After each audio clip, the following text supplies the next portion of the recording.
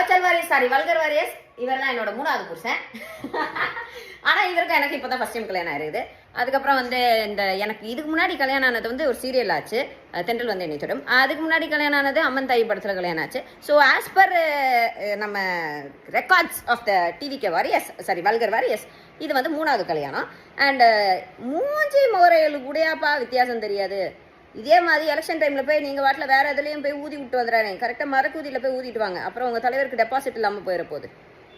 மீண்டும் மீண்டுமா சூலியக்கா? என்ன சூலியக்கா நீங்க திருந்த மாட்டீங்களா, வருந்த மாட்டீங்களா?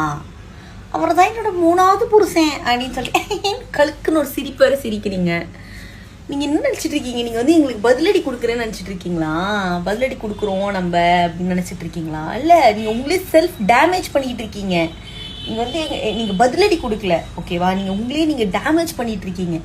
நீங்க சும்மா இருந்தா கூட பரவாயில்ல, சும்மா இல்லாம இந்த மாதிரி பண்ணி இப்போ உங்க குற்றங்கள்லாம் கொஞ்சம் கொஞ்சமா வெளியே வருது.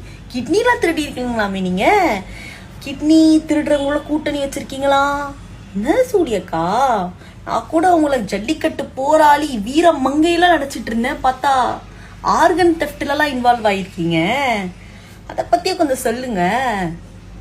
ஜூலியக்கா, நீங்களே இப்படி இருந்துட்டு அண்ணனை போய் இப்பெல்லாம் எது கலாய்ச்சி விட்டு உங்க நிலைமை இப்படி இருக்கே ஜூலியக்கா.